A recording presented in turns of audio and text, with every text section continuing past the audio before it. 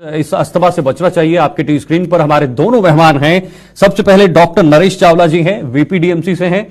नरेश जी, आपका बहुत बहुत स्वागत है हमारे साथ जुड़ने के लिए। और दूसरे हमारे जो मेहमान हैं वो डॉक्टर राज मेहता हैं, हेल्थ एक्सपर्ट हैं। ये भी हमारे साथ इस वक्त जुड़ गए हैं। दोनों मेहमान हमारे टीवी स्क्रीन पर हैं। डॉक्टर नरेश जी, आपके साथ शुरुआत करना चाहूंगा। पहले तो मैं मेहता जी का भी, डॉक्टर मेहता जी का भी बहुत बहुत स्वागत करना चाहूंगा। जी मेहता जी,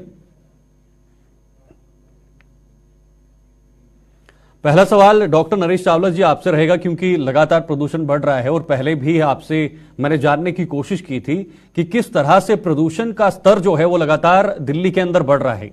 और आज का AQI देखा जाए तो लगभग 800 से 900 के आसपास कुछ इलाकों का था।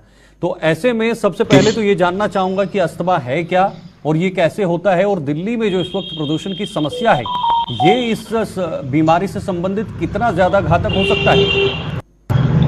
देखिए शीतल, ये बहुत दुर्भाग्यवश है। हम अस्थमा की बात उस आपके चैनल पे उस मौसम में कर रहे हैं। पिछले आज 3 हफ्ते हो गए हैं। प्रदूषण आज से 3 दिन पहले थोड़ी बारिश आ गई थी, थोड़ा कम हो गया था।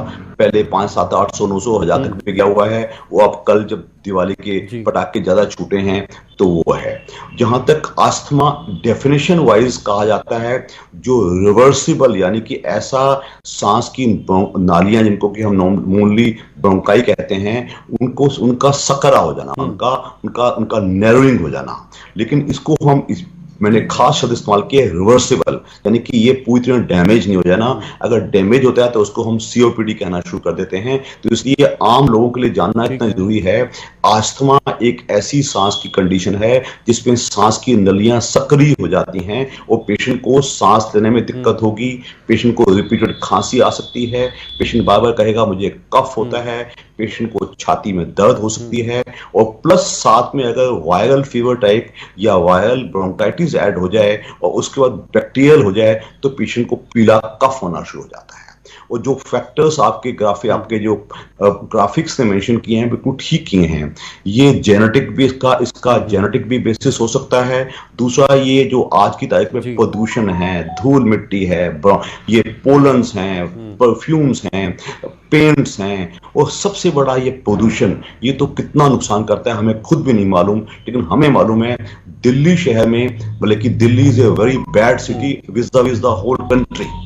अगर आप यही चीज जाके दूसरे देशों में देखें, दूसरे टॉप वेस्टर्न कैपिटल्स में देखें, तो ये नहीं कि वहां भी अस्थमा नहीं होता, लेकिन वहां इतना बुरा हाल नहीं होता। पेशेंट को ठीक करना थोड़ा आसान होता है। हमारे देश में तो अस्थमा से प्रॉब्लम स्टार्ट हो गई तो आपको याद बता दूं शीतल, आज से 20, 30, 50 साल पहले इसको हम दमा कहते थे। वो कहा जाता था दमा हो गया तो बंदा मर के ही ठीक होगा। ऐसा अब नहीं है। आज की तारीख में हमारे पास ऐसी दवाएं हैं जो सांस के थ्रू दी जा सकती हैं और पेशेंट बड़ी आसानी से ठीक हो सकते हैं। हमारे पास अच्छी बेहतर दवाएं हैं, बट पेशेंट को साथ साथ दवाओं के अलावा प्रदूषण से बचाना, गलत चीजों से बचाना, परफ्यूम्स, पेंट्स, पोलन से बचाना, अगर ऐसा हम करें और प्लस साथ में रेस्पिरेटरी एक्सरसाइजेस मिले, तो कुछ योगा मिले, तो मैंने ऐसे हजारों पेशेंट पिछले सारे साल में देखे हैं जो पूरी तरह से ठीक किए जा सकते हैं। पेंट और परफ्यूम की आपने बात की, ये इस कैसे रिलेट करता है इस अस्थमा से? क्या खुशबू ज्यादा या फिर इसमें कोई पार्टिकल्स होने की संभावना होती है? ये कैसे रिलेट करता है इस चीज से? देखिए, मैं बता दूं आपको शीतल कि बेसिकली अस्थमा एक एलर्जिक कंडीशन है। एलर्जिक कंडीशन का मतलब पेशेंट की जो पेशेंट की नालियां हैं वो उसमें कुछ ऐसे केमिकल रिस्पॉन्स आता है जिससे उसकी नालियां बंद हो जाती हैं। ठीक है। अगर इस किस्म के एक्सटर्नल स्टिमुलस से हम उस पेशेंट को बचाएंगे तो पेशेंट को ऐसे अटैक्स कम से कम आएंगे।